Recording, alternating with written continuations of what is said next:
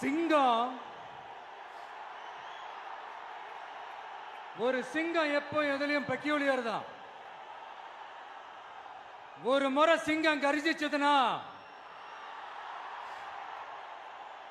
அந்த சவுண்ட்ல ஒரு 8 கிலோமீட்டருக்கு சும்மா அதிரும், எல்லா திசைகளும் அதிரும். அப்படிப்பட்ட அந்த சிங்கம் வேட்டைக்கு மட்டும்தான் வெளியில வரும், வேடிக்கை பார்க்கறதுக்கெல்லாம் வெளியில வராது. வேட்டையில கூட உயிரோடு இருக்கிற மிருகங்களை தான் வேட்டையாடும். அதுலயும் பெரும்பாலும் தன்னை விட பெரிய சைஸ் உள்ள மிருகங்களை தான் குறி வச்சு தாக்கும், ஜெயிக்கும். எவ்வளவு பசியில் இருந்தாலும் உயிர் இல்லாததை, கெட்டு போனதை தொட்டு கூட பார்க்காது. அப்படிப்பட்ட அந்த சிங்கம் அவ்வளவு ஈஸியா எதையும் தொடாது, தொட்டா விடாது.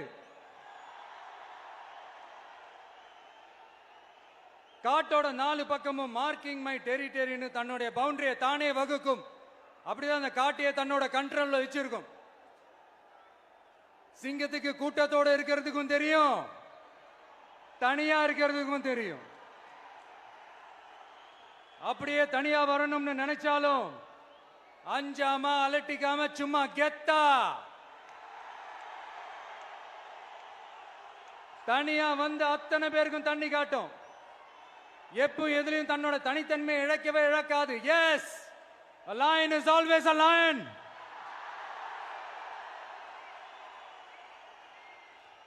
There are so many jackals and other animals in the forest, but there will be only one lion. And even if it is single, it will be the king of jungle. It is not only a description but also a clear declaration. சிங்கத்தை பத்தி பேசிட்டு நம்ம சிங்க குட்டிகளையும் சிங்க பெண்களையும் பத்தி நம்ம பேசாம இருக்க முடியுமா? அவங்களை எப்படி நான் மறப்பேன்? அவங்க தான் என்னுடைய உயிராச்சே. என் நெஞ்சில் கொடியிருக்கும்.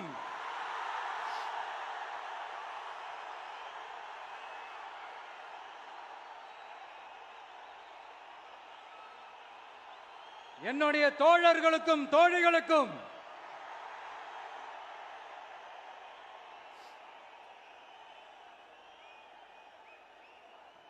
நேர்ல வர முடியாத சூழல்ல வீட்டில் இருந்துகிட்டே நம்மளோட இந்த மாநாட்டில் நேரலை வாயிலாக கலந்துகிட்டு இருக்கிற என்னுடைய அம்மாக்கள், அக்கா தங்கைகள், அண்ணன் தம்பிகள், நண்பர்கள் அனைவருக்கும் என்னோட உயிர் வணக்கம். என்னோட உயிர் வணக்கம். என்னோட உயிர் வணக்கம்.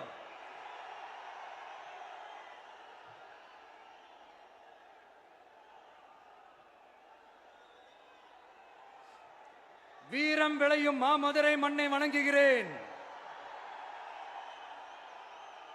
இந்த மதுரைனாலே உடனே ஞாபகத்துக்கு வரது சீறி பாஞ்சி துள்ளி குதிக்கிற யாருக்கும் அடங்காத காளைகள் விளையாடுற அலங்காநல்லூர் ஜல்லிக்கட்டு தான். நம்ம வைகை ஆறுதான். அழகர் ஆத்துல இறங்குற வைபவம். மதுரை மீனாட்சி அம்மன். இந்த மண்ணோட உண்மையான குணம் உணர்வு பூர்வமான மண் இது. அது மட்டும் இல்ல, இந்த மண்ணில் வாழ்ற மக்களும் அப்படித்தான் உணர்வு பூர்வமான ஆளுங்க. நான் இந்த மண்ணில் கால் எடுத்து வச்ச உடனே ஒரே ஒருத்தரை பத்தி தான் மனசுக்குள்ள ஓடிக்கிட்டே இருந்தது. அவர் யாருன்னு உங்களுக்கும் தெரிஞ்சிருக்கும். சினிமானாலும் சரி, அரசியல்னாலும் சரி, நமக்கு ரொம்ப ரொம்ப பிடிச்சது புரட்சி தலைவர் எம்ஜிஆர் அவர்கள் தான். அவரோட பழகிறதுக்கு எனக்கு வாய்ப்பு கிடைக்கல. ஆனா அவரை மாதிரியே குணம் கொண்ட என்னுடைய அண்ணன் புரட்சி கலைஞர் கேப்டன் விஜயகாந்த் அவர்களோட பழகிறதுக்கு எனக்கு நிறையவே வாய்ப்பு கிடைச்சது.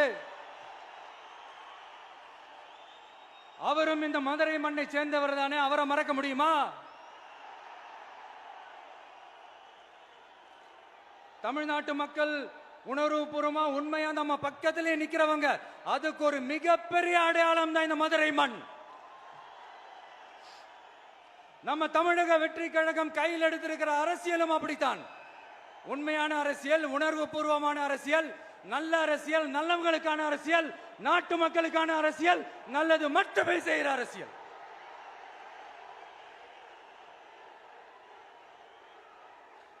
இதோ நம்மளுடைய இந்த இரண்டாவது மாநில மாநாடு வாகை சூடும் வரலாறு திரும்புகிறது. அப்படி இந்த மாநாட்டுக்கு பேர் வச்சிருக்கிறோம். 1967லயும் 1977லயும் நம்ம தமிழக அரசியல் ஒரு மிகப்பெரிய ஆட்சி அதிகார மாற்றங்கள் ஒண்ணு நடந்துச்சு இல்லையா? அதே மாதிரிதான் அடுத்த வருஷம் 2026ல அப்படி ஒரு வரலாறு திரும்ப போகுதுன்னு உறுதியா சொல்றதுக்கான மாநாடு தான் நம்மளோட இந்த இரண்டாவது மாநில மாநாடு. விக்கிரவாண்டி வீசாலையில் நம்மளுடைய ஃபர்ஸ்ட் மாநாடு நடத்தணும், வெற்றி கொள்கை திருவிழா. அதுக்கப்புறமே நீங்க பார்த்திருப்பீங்க தமிழக அரசியல் அந்த தட்ப வெப்பத்தையே மாத்தினுச்சு. நமக்கு எதிராக எத்தனை குரல்கள். ஆனா உங்களுக்கு தான் நம்மளை பத்தி நல்லா தெரியுமே, எந்த குரலையும் காதலையே போட்டுக்காம மக்களோட குரலை மட்டுமே கேட்டுக்கிட்டு நமக்கு எதிராக வர அத்தனை கூக்குரல்களையும் சின்னதா ஒரு சிரிப்போடவே கடந்து வந்திருக்கிறோம். அது இல்லாம நம்ம மாநாட்டில் ஒலிக்கிற இந்த குரல் இந்த ஒற்றை தமிழ் மகனோட குரல் மட்டுமல்ல, ஒட்டுமொத்த தமிழ்நாட்டு மக்களுடைய குரல். தமிழ்நாட்டில் இருக்கிற ஒவ்வொரு வீட்டில இருந்தும் ஒலிக்கிற குரல், ஒட்டுமொத்த உலகெங்கும் வாழும் ஒவ்வொரு தமிழ் வீட்டிலிருந்தும் எழும் குரல்.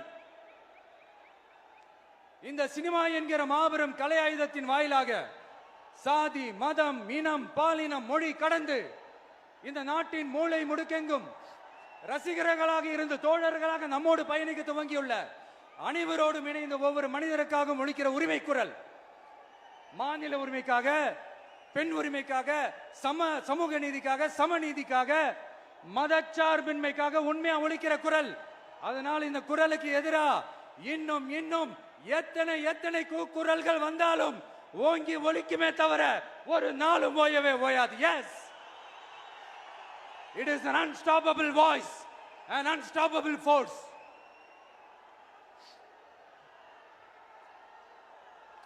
நம்ம அரசியலுக்கு வர்றதுக்கு முன்னாடி அட இவரெல்லாம் வர மாட்டாரியா, அவரே வரல, இவரே வரல, இவருங்க வர போறாரு அப்படின்ட்டு நிறைய பேர் ஜோசியம் சொன்னாங்க. அப்புறம் நம்ம கட்சியினுடைய பேர் அறிவிச்சதுக்கு அப்புறம் பேரு தானே அறிவிச்சிருக்கிறாரு, மக்கள் கிட்ட பேர் வாங்கணும்ல, அதெல்லாம் முடியாதுன்னாங்க.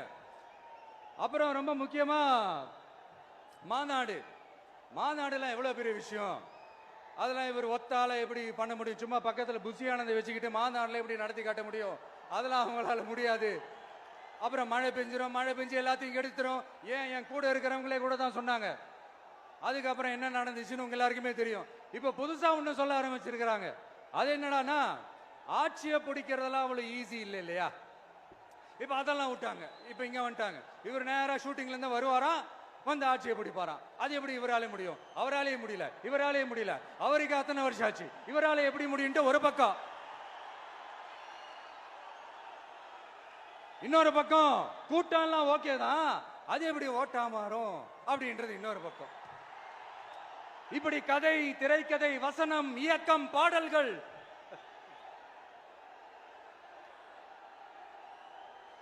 அதனால இந்த அரசியல் ஆய்வாளர்களுக்கு நான் சொல்றதெல்லாம் ஒன்னேதான், நல்லா கேட்டுக்கங்க. இந்த விஜய் ஏதோ இந்த பல லட்சம் பேர் கூடுற கூட்டத்தில் மட்டுமே இருக்கிறாரு அப்படின்னு மட்டும் தப்பு கணக்கு போட்டாதீங்க. ஏன்னா நம்மளுடைய இந்த கூட்டம் வெறும் ஓட்டா மட்டும் இல்லைங்க, வரப்போற தேர்தலில் மக்கள் விரோத ஆட்சியாளர்களுக்கு நாம வைக்க போற வேட்டா, நம்மளை கோட்டைக்கு அனுப்ப போற ரூட்டா இருக்க போதுன்னு சீக்கிரமாவே தெரிஞ்சுப்பீங்க. ஏன்னா கோடிக்கணக்கானவங்களோட ஹார்ட்லயும் வீட்லயும் ஏற்கனவே ஆல்ரெடி உயிரா, உணர்வா, உறவா இருக்கிறோம். நம்மளுடைய கனெக்ட் எல்லாம் வெறும் மக்களோட மட்டும்தான். நாம யாருன்னு அவங்களுக்கு தெரியும், அவங்க யாருன்னு நமக்கு தெரியும். நாமளும் நம்ம மக்களும் எப்படி இருக்கிறோம்னு எதிரிங்களுக்கு நல்லாவே தெரியும். இருந்தாலும் இந்த விஜய் எதுக்குப்பா வந்திருக்கிறாரு, இவர் என்ன புதுசா என்ன திட்டம்லாம் சொல்லிட்டாரு அப்படின்னு வேற நிறைய கேள்விகள். இந்த சொல்றேன் தெரிஞ்சுக்கங்க.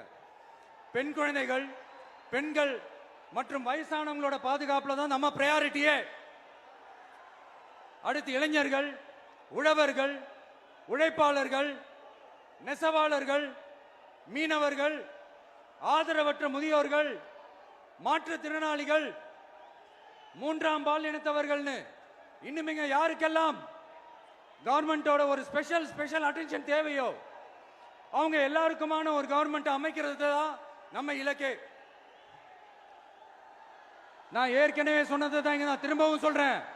நம்மளுடைய இந்த தமிழக வெற்றி கழகம் ஏதோ அரசியல் ஆதாயத்துக்காக தொடங்கப்பட்ட கட்சியெல்லாம் கிடையாதுங்க. கொள்கை கோட்பாடுகளோடு தந்தை பெரியார், பெருந்தலைவர் காமராஜர், அண்ணல் அம்பேத்கர், வீரமங்க வேலு நாச்சியார், மக்கள் சேவகர் அஞ்சலை அம்மாள், நம்மளுடைய 5 கொள்கை தலைவர்களோட வழிகாட்டுதல்களோடு தொடங்கப்பட்ட கட்சி.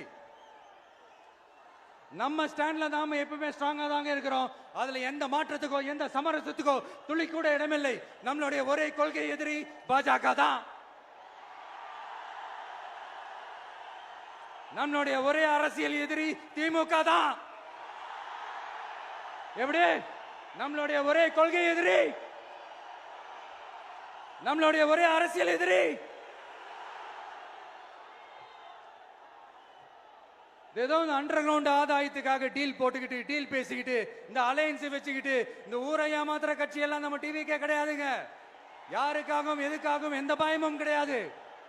மாபெரும் பெண்கள் சக்தி நம்மளோட இருக்கிறாங்க, மாபெரும் இளைஞர்கள் சக்தி நம்மளோட இருக்கிறாங்க, ஒட்டுமொத்த தமிழ்நாட்டு மக்களுடைய சக்தி நம்மளோட நிக்கிறாங்க. அப்படி இருக்கும்போது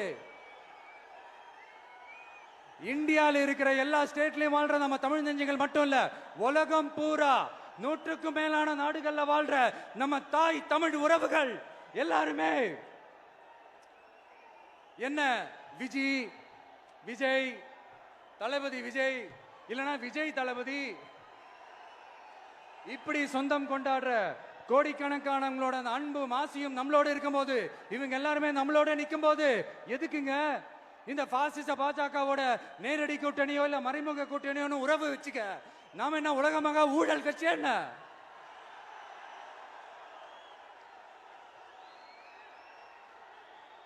நம்மளை பத்தி சின்னதா ஒரு உண்மை ஒண்ணு சொல்லலாமா? என்னடா இவர் வாயால இப்படி சொல்றாருன்ட்டு யாரும் தவறா நினைச்சுக்க வேணாம். ஏன்னா இது ஒரு விதத்துல ஒரு ஃபேக்டும் கூட. அதனாலதான் நான் சொல்லணும்னு ஆசைப்படுறேன். நம்ம யார் தெரியும்ல? நாம எல்லாருமே சொல்றேன்.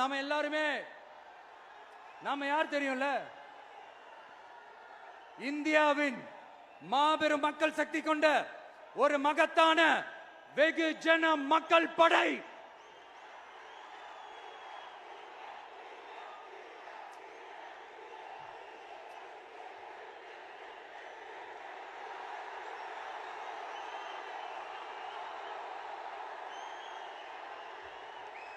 அதனால நம்ம தலைமையில நாம அமைக்க போற இந்த உண்மையான மக்களாட்சிக்கான அச்சாரமாக மாபெரும் மக்கள் சக்தியை அணி அணியாக நம்மளோட திரண்டு நிக்கிறப்போ இந்த அடிமை கூட்டணியில சேர வேண்டிய அவசியம் நமக்கு இருக்குங்க. நம்மளுடைய இந்த கூட்டணி சுயமிழந்த கூட்டணியெல்லாம் இருக்காது, சுய மரியாதை கூட்டணியா தான் இருக்கும். இந்த ஒரு பக்கம் RSS கிட்ட அடிபணிஞ்சுக்கிட்டு, இன்னொரு பக்கம் மதச்சார்பற்ற கூட்டணின்னு இந்த மக்களை ஏமாத்துற கூட்டணியெல்லாம் நம்ம கூட்டணி இருக்காது.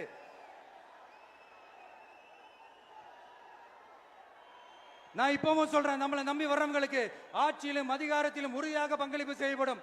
உடனே இந்த கேள்விகள்லாம் வரும். அப்ப யாரு கூட்டணி, யாரு வரா, யாரு போறா, இந்த கேள்விகள்லாம் வரும். இந்த கேள்விகளுக்கெல்லாம் ஒரே ஒரு பதில் தான், சஸ்பென்ஸ்ல சஞ்சாரம் செய்யுங்க. ஆனா ஒண்ணு, 2026ல 2 பேருக்கு நடுவுல தான் போட்டியே.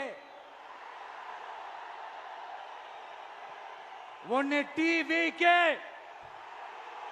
இன்னொன்னு DMK. இந்த போட்டி எப்படி இருக்க போதுன்னா, இந்த அலையன்ஸை வச்சு எப்படியாவது நம்ம தப்பிச்சிடலாம். என்ன இந்த பழைய இந்த மேத்தமேட்டிக்ஸ், அரித்மேட்டிக்ஸ் இதெல்லாம் வச்சு எப்படியாவது நம்ம தப்பிச்சிடலாம் அப்படின்னு நினைக்கிறவங்களோட அந்த கனவு ஒரு நாளும் மைப்படாது. சரி, இப்ப நம்ம வேற ஒரு ஏரியாவுக்கு ஒண்ணு வருவோம். எதிர்காலம் வரும், என் கடமை வரும், இந்த கூட்டத்தின் ஆட்டத்தை ஒழிப்பேன்.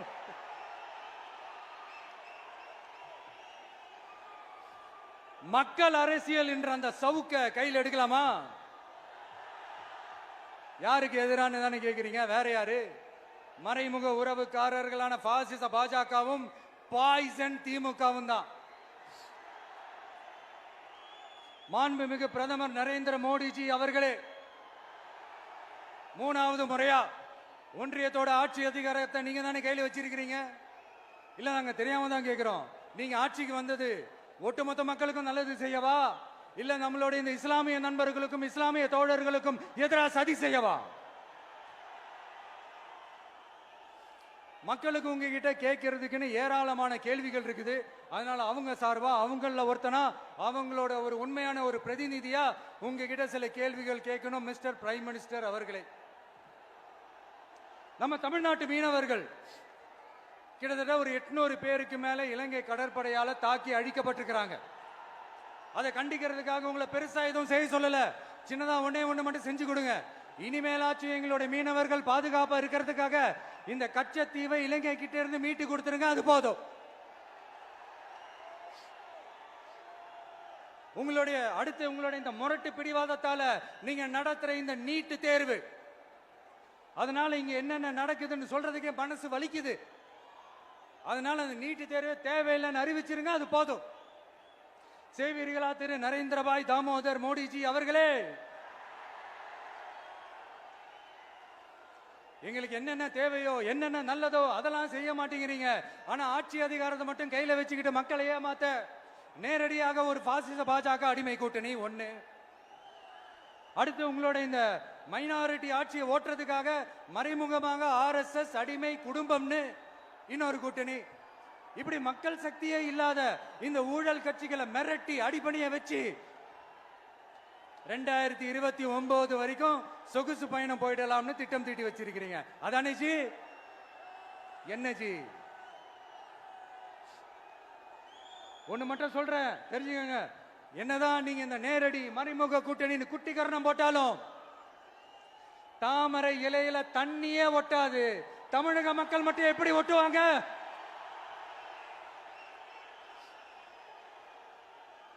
இங்க ஒரு MP சீட்டு கூட தரலன்றதுக்காக தமிழ்நாட்டுக்கும் தமிழ்நாட்டு மக்களுக்கும் எதுவுமே செய்யாம ஓரவஞ்சனை செய்யுது இந்த ஒன்றிய பாஜக அரசு. சங்கம் வச்சு தமிழ் வளர்த்த மண் இந்த மதுரை மண். அதனால இங்க அந்த கீழடியில கிடைச்ச ஆதாரங்களை எல்லாம் மறைச்சிட்டு எங்க நாகரிகத்தையும் எங்க வரலாறையும் அழிக்கிறதுக்காக உள்ளடி வேலை செய்யலாம்னு நினைக்கிறீங்க. தமிழ்நாட்டை தொட்ட என்ன நடக்கும் நீங்க பல உதாரணங்கள் இருக்குது. அதனால இதையெல்லாம் மறைச்சிட்டு எங்க மக்களை ஏமாத்திடலாம்னு மட்டும் நினைக்காதீங்க. மத நல்லிணக்கத்திற்கு பெயர் பெற்ற இந்த மதுரை மண்ணிலிருந்து சொல்றேன், உங்க எண்ணம் எல்லாம் ஒரு நாளும் ஈடேறாது.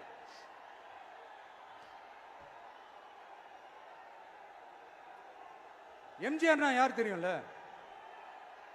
அவர் மாஸ்னா என்னன்னு தெரியும்ல?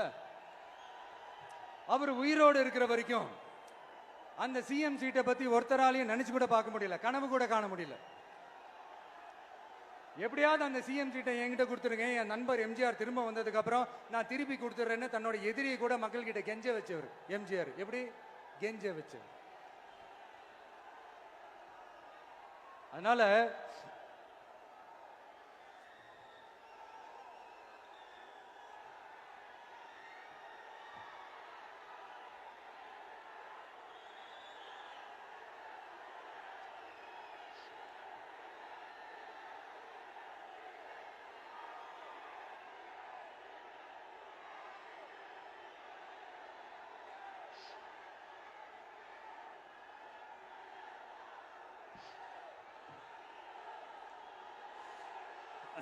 ஆனா இப்போ அவர் ஆரம்பிச்ச அந்த கட்சியை, எம்ஜிஆர் அவர்கள் ஆரம்பிச்ச அந்த கட்சியை கட்டி காக்கிறது யாரு? இன்னைக்கு அந்த கட்சி எப்படி இருக்குது? அதை நான் சொல்லிதான் உங்களுக்கு தெரியணுமா? அப்பாவி தொண்டர்கள் அதை வெளியில சொல்ல முடியாம வேதனையில தவிக்கிறாங்க. 2026 சட்டமன்ற தேர்தலில் யாருக்கு ஓட்டு போடணும், எப்படிப்பட்ட ஆட்சி இங்க அமையணும்னு அந்த அப்பழுக்கற்ற அந்த தொண்டர்களுக்கும் ரொம்ப நல்லாவே தெரியும். அதனால என்ன வேஷம் போட்டுக்கிட்டு பாஜக இங்க தமிழ்நாட்டுக்குள்ள வந்தாலும் அவங்க வித்தை எல்லாம் இங்க வேலைக்கே ஆகாது. இப்படி பொருந்தா கூட்டணியா இந்த பாஜக கூட்டணி இருக்கிறதுனால இப்ப ஆட்சியில இருக்கிற இந்த வெற்றி விளம்பர மாடல் திமுக என்ன செய்யுதுன்னு தெரியும்ல? பாஜகவோட உள்ளுக்குள்ள ஒரு உறவை ஒண்ணு வச்சுக்கிட்டு வெளியில எதிர்க்கிற மாதிரி ஒரு டிராமா ஒண்ணு பண்ணிக்கிட்டு எதிர்கட்சியா இருந்தா போங்க மோடின்னு பலூன் விடுறது, ஆளுங்கட்சியா இருந்தா வாங்க மோடின்னு கொடை பிடிச்சுக்கிட்டு கும்பிடு போடுறது. இது மட்டுமா? ஒரு ரைடுன்னு ஒன்று வந்துட்டா போதும், இது வரைக்கும் போகவே போகாத ஒரு மீட்டிங், அதை காரணம் காட்டி டெல்லிக்கு போறது, அங்க ஒரு சீக்கிரட் மீட்டிங் நடத்துறது. நல்லா நோட் பண்ணணும் மக்களே, அந்த மீட்டிங் அப்புறம் இந்த இஷ்யூ அப்படியே காணாம போயிருக்குமே. அதேதான் அதேதான். Stalin uncle, what uncle is very wrong uncle.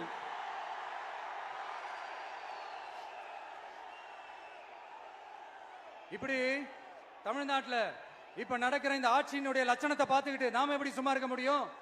ஒரு தவறு செய்தால், அது தெரிந்து செய்தால், அவர் கபட நாடக மு.க. ஸ்டாலின் அங்கிளாகவே இருந்தாலும்,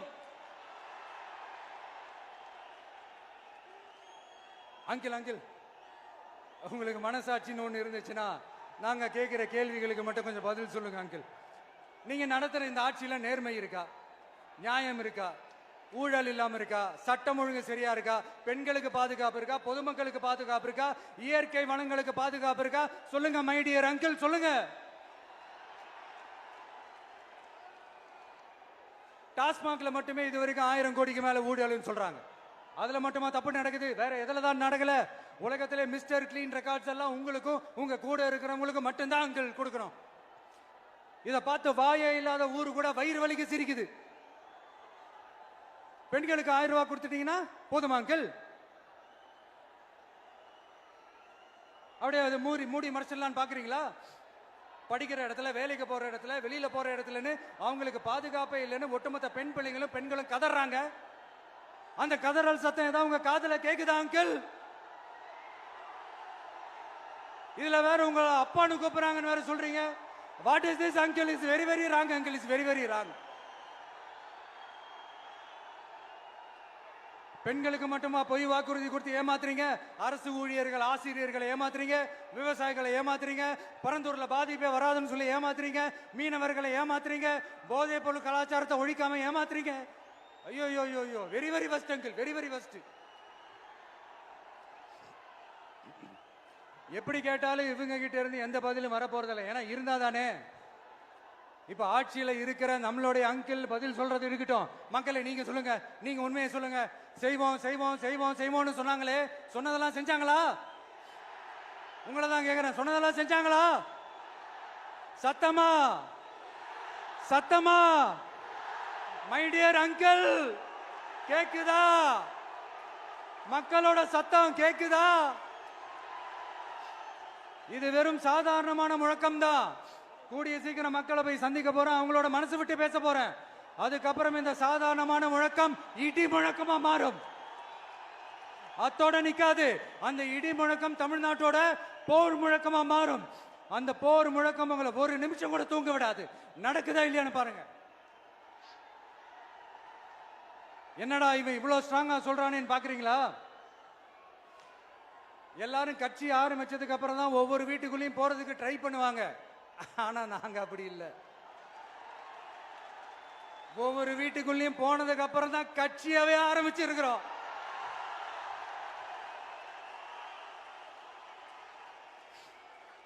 அதனால ஒட்டுமொத்தமா எல்லாருமா சேர்ந்து இந்த திமுக ஆட்சிய, கபட நாடக திமுக ஆட்சிய 2026 தேர்தலில் வீட்டுக்கு அனுப்புறோம். வீட்டுக்கு அனுப்புறோம். என்ன நண்பா, சரிதானே? என்ன நம்பி செய்வீர்கள் தானே? இப்போ உங்களுக்கு சின்னதா ஒரு சர்ப்ரைஸ். நம்ம கட்சியினுடைய வேட்பாளர் பட்டியலை இப்ப நான் அறிவிக்க போறேன். மதுரை கிழக்கு வேட்பாளர் விஜய். இன்னும் முடிக்கல, ஒரு நிமிஷம், இன்னும் முடிக்கல. மதுரை மேற்கு வேட்பாளர் விஜய். மதுரை மத்தி வேட்பாளர் விஜய். மதுரை தெற்கு வேட்பாளர் விஜய். மதுரை வடக்கு வேட்பாளர் விஜய். மேலூர் விஜய். சோழவந்தான் விஜய். திருப்பரங்குன்றம் விஜய். திருமங்கலம் விஜய். உசிலம்பட்டி விஜய்.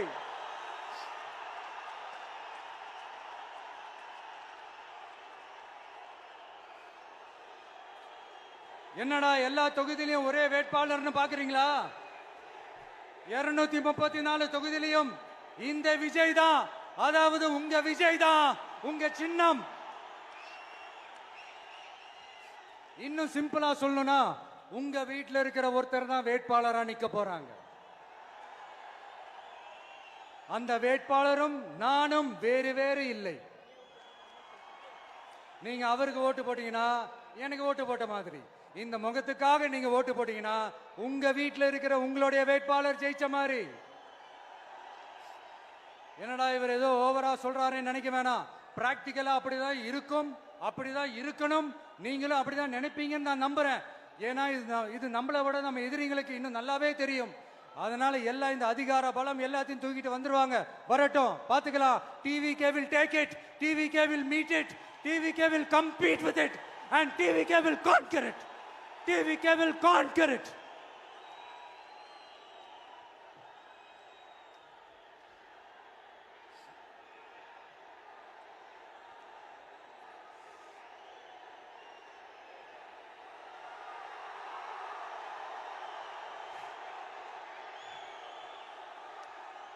இந்த நேரத்தில் நம்ம மனசுல இருக்கிறத மக்கள் கிட்ட சொல்லி ஆகணும். தூத்துக்குடி ஸ்னோலினோட அம்மா என்ன அவங்களோட தம்பி, இன்னும் அவங்க பொண்ணுக்கு நான் தாய் மாமன்னு சொன்னாங்க. அந்த அக்காவோட குழந்தைக்கு மட்டும் இல்லைங்க, என்ன அண்ணனா தம்பியா நினைக்கிற தமிழ்நாட்டில் இருக்கிற என்னோட எல்லா சகோதரிகளின் குழந்தைகளுக்கும் நான் இன்னைக்கு மட்டும் இல்ல, என்னைக்குமே ஒரு தாய் மாமனா தான் இருப்பேன். நீங்க எல்லாரும் என்னுடைய ரத்த உறவு, கூட பிறந்த பொறுப்பு. என் வீட்டு ரேஷன் கார்டுல வேணா உங்க பேர் இல்லாம இருக்கலாம், உங்க வீட்டு ரேஷன் கார்டுல வேணா என் பேர் இல்லாம இருக்கலாம். ஆனா நாம் எல்லாரும் ஒண்ணுதான், உறவுதான். நமக்கு இடையே எந்த அரசியலும் உள்ள நுழையவே முடியாது. என்கிட்ட இருந்து உங்களையும் உங்ககிட்ட இருந்து என்னையும் எந்த சக்தியாலும் பிரிக்கவே முடியாது. அப்புறம் நான் ஒன்னும் இந்த மார்க்கெட் போனதுக்கு அப்புறம், ரிட்டையர் ஆனதுக்கு அப்புறம் அடைக்கலம் தேடி அரசியலுக்கு வரல. படைக்கலனோட வந்திருக்கிறோம். பவர்ஃபுல் போர்ஸோட, மாபெரும் படை வரிசையோட, எல்லாத்துக்கும் தயாராகி தான் வந்திருக்கிறோம். இவ்வளவு தயாரா நாம அரசியலுக்கு வர்றதுக்கு ரொம்ப ரொம்ப முக்கிய காரணம் ஒண்ணு இருக்கு. அது என்ன தெரியுமா? நன்றி கடன், நன்றி கடன், நன்றி கடன். கிட்டத்தட்ட ஒரு 30 வருஷமா, 30 வருஷத்துக்கு மேல நீங்க தான், நம்ம மக்கள் தான் என் கூட நிக்கிறீங்க, எனக்காக நிக்கிறீங்க, என்னை தாங்கி பிடிக்கிறீங்க, மனசுல ஏந்தி பிடிக்கிறீங்க, தாய் அன்போட மடியில ஏந்திக்கிறீங்க. உண்மையை சொல்லணும்னா வேற யாரை விடவும் எனக்கு இந்த அன்பையும் ஆதரவையும் கொடுத்திருக்கிறீங்க. என் மேல உயிரையே வச்சிருக்கிறீங்க. என்ன உங்க வீட்டுல ஒருத்தனாவே ஆக்கிட்டீங்க. நீங்க எனக்கு கடவுள் கொடுத்த வரம்.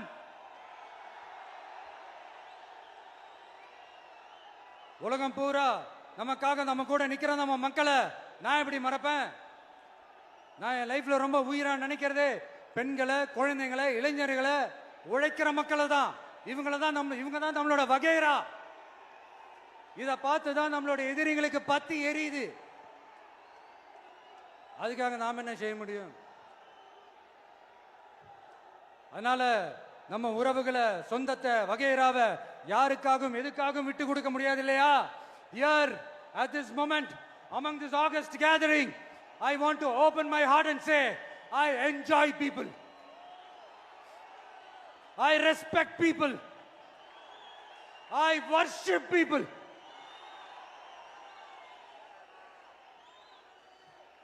சரிப்பா, இவ்வளவு செஞ்ச நம்ம மக்களுக்கு நன்றி கடனா உன்னால முழுமையா செலுத்த முடியுமான்னு கேட்டா சத்தியமா சொல்றேன், என்னால முடியாதுதான். இன்னும் எத்தனை ஜென்மம் எடுத்தாலும் அந்த நன்றி கடனை என்னால தீர்க்கவே முடியாது. அப்புறம் என்ன மானாவுக்கடா நீ வந்திருக்க அதானே கேக்குறீங்க? மைண்ட் வாய்ஸ் கேட்ட மாதிரி இருந்தது. வாழ்நாள் முழுக்க நம்ம மக்களுக்காக ஆதரவா துணையா நிக்கிறத தவிர, அவங்களுக்காக உழைக்கிறத தவிர எனக்கு வேற எந்த எண்ணமும் இல்லை. எனக்கு இப்ப வேற வேலையும் இல்லை. இனிமே எனக்கு இதுதான் என் வேலையே, என் கடன் இனி என் மக்களுக்கு பணி செய்து கிடப்பதே. இப்படியா ஹார்ட் டு ஹார்ட் யதார்த்தமா பேசிய பழகிட்டோம். இதுக்கு மேலேயும் எனக்கும் மக்களுக்கும் இடையே இருக்கிற அந்த உறவை பத்தி நான் பேச ஆரம்பிச்சேன்னா ஒரு மாதிரி எமோஷனல் ஆகிடுவேன். அப்புறம் அதை கண்ட்ரோல் பண்ணுறது ரொம்ப கஷ்டம். அதனால என்னை மனசார நேசிக்கிற நம்ம மக்களுக்கு ஒன்றே ஒன்று சொல்றேன். இந்த விஜய் உங்க விஜய், உங்களுக்கான விஜய், உங்களுக்காக மட்டுமே இருக்கிற விஜய். உங்க கூட நிக்க, உங்களுக்காக நிக்க, உண்மையா நிக்க, உணர்வோட நிக்க, உறுதியா நிக்க, உங்க கூட பேச, உங்களுக்காக பேச, உண்மையா பேச, உணர்வோட பேச, உறுதியா பேச, உங்களுக்காக சேவை செய்ய உங்க விஜய் நான் வர.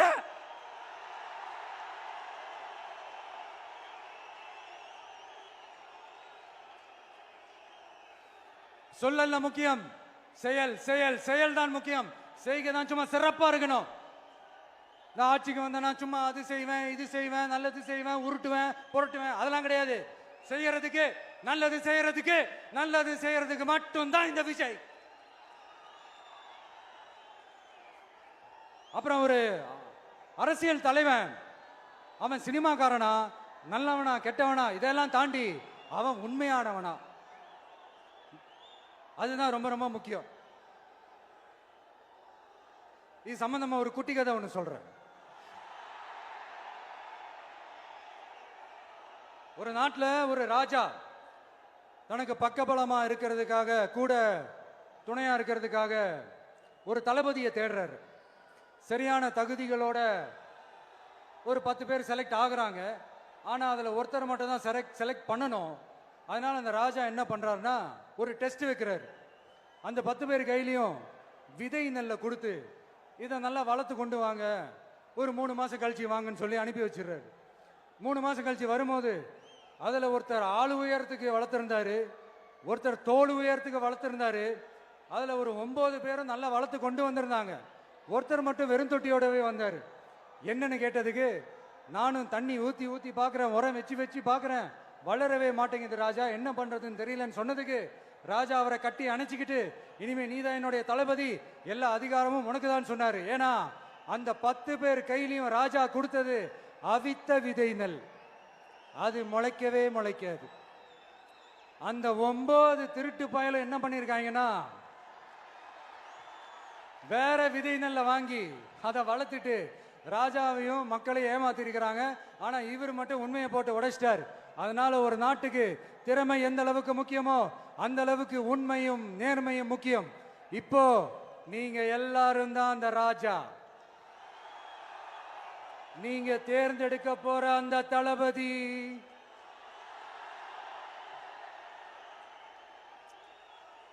சும்மா சினிமாக்காரன் சினிமாக்காரன் சினிமாக்காரன். அம்பேத்கர் அவர்களை தோக்கடிச்சது சினிமாக்காரன் இல்ல, அரசியல்வாதி. காமராஜர் அவர்களை தோக்கடிச்சது, இங்க விருதுநகர் பகுதியில் தோக்கடிச்சது சினிமாக்காரன் இல்ல, இன்னொரு அரசியல்வாதி. இன்னைக்கும் நம்ம கூட வாழ்ந்துட்டு இருக்கிற நல்ல கண்ணு ஐயாவை தோக்கடிச்சது சினிமாக்காரன் இல்ல, அரசியல்வாதி. இப்படிப்பட்ட நல்ல நல்ல தலைவர்களை எதிர்த்து நின்று தோக்கடிக்கணும்னு அந்த எண்ணத்தை உருவாக்குனது சினிமாக்காரன் இல்ல, அரசியல்வாதி. அதனால எல்லா அரசியல்வாதியும் அறிவாளியும் கிடையாது, எல்லா சினிமாக்காரனும் முட்டாளும் கிடையாது. கான்பிடண்டா இருங்க, நல்லதே நடக்கும், வெற்றி நிச்சயம். மீண்டும் சந்திக்கும் வரை நன்றி, வணக்கம்.